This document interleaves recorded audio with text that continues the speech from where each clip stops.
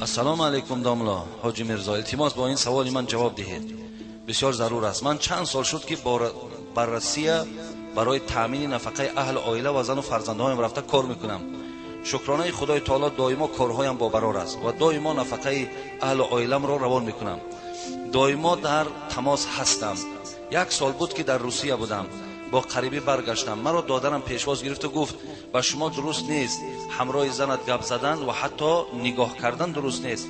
در یک سال نکاح شما بریده شد. شما را از سر نو نکاح کردن در کار، بعد زندگیتون را دوام دهید.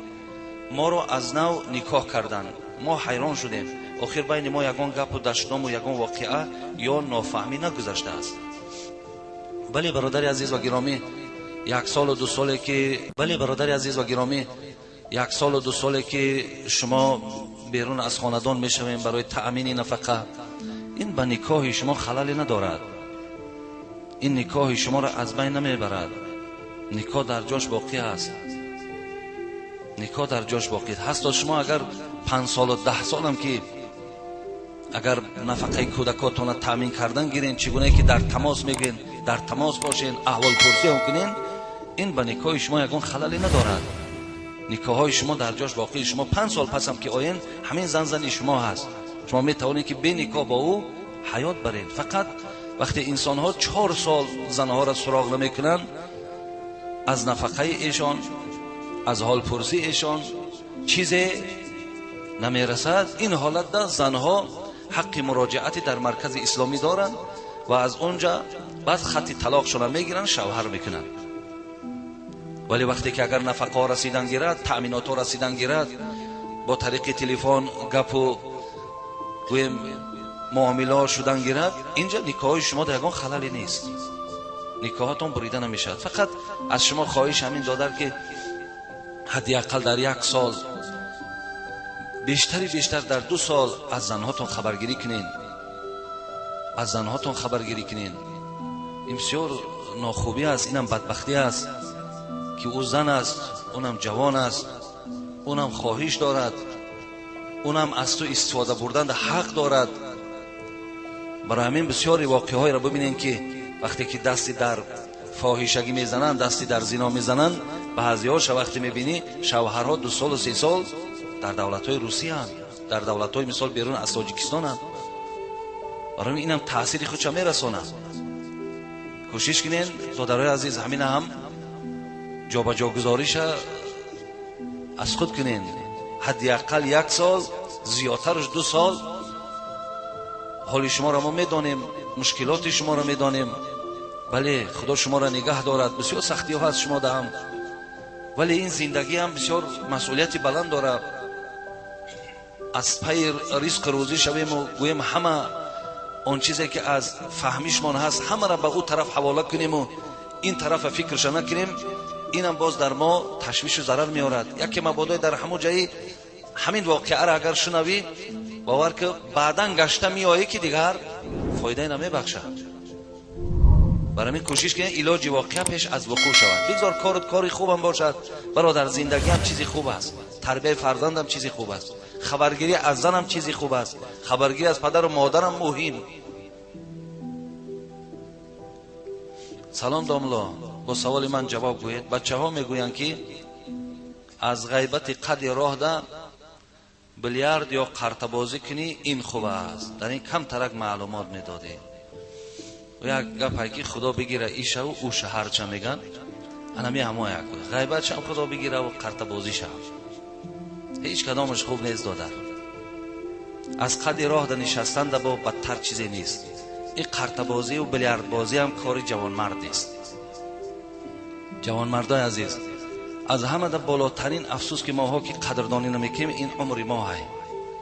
ببینن یک استال بلیارد ده، یک نشست ده یا یک بازی ده نیمی روز هم میگذرانی، 4-5 ساعت میگذرد درک نمیابی.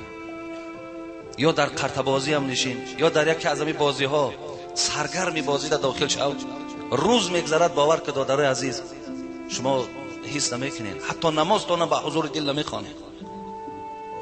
برای همین است که نزد مذهب خودمان بازی های با قرطه و با بلیارد و دیگر غیر نردی، نردیش کلن حرام است.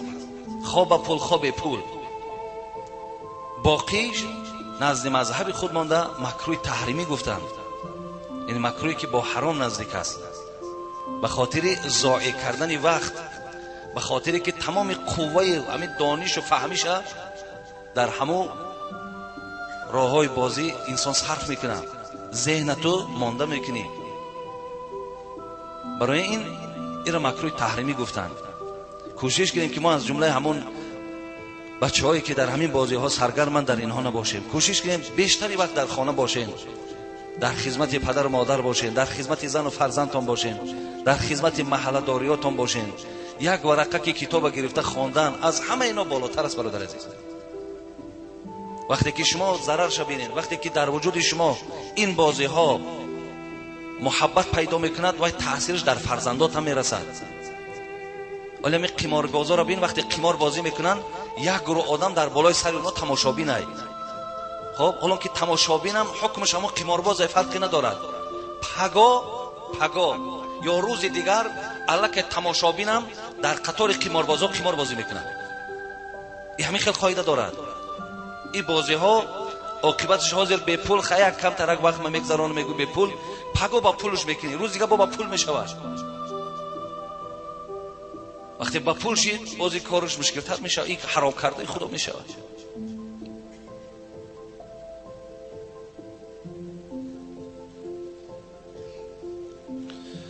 سلام داملای عزیز، با سوال من جواب دهید. سنت نماز پیشین را در خانه خواندن خوب است یا در مسجد؟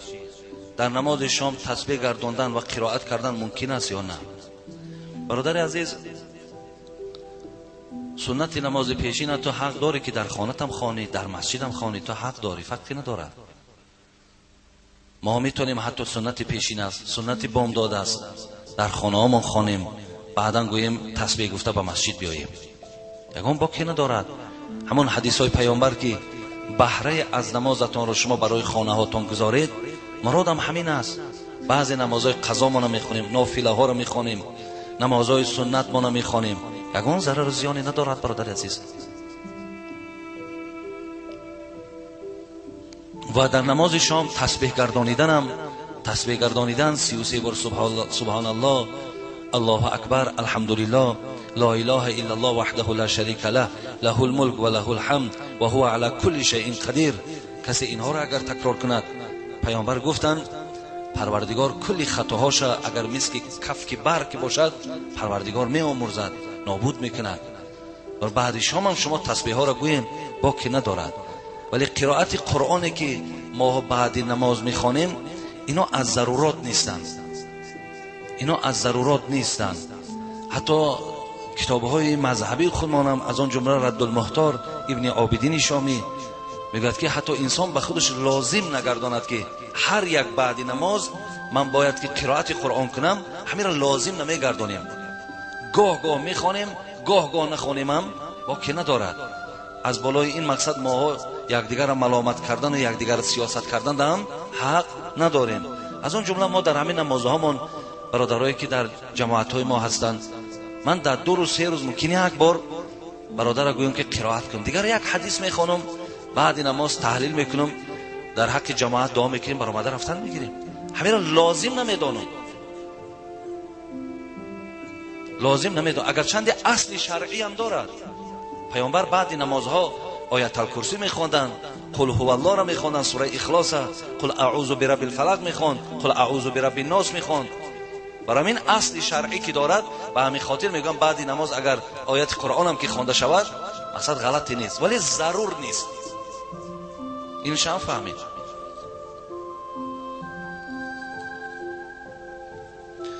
سلام داملا حاجی مرزا، با سوال من جواب دهید. ما یک گروه ازبک ها التحیات رو دیگه خیل میخوانند، با ما پورا فهمونید التحیات چند خیل میشود؟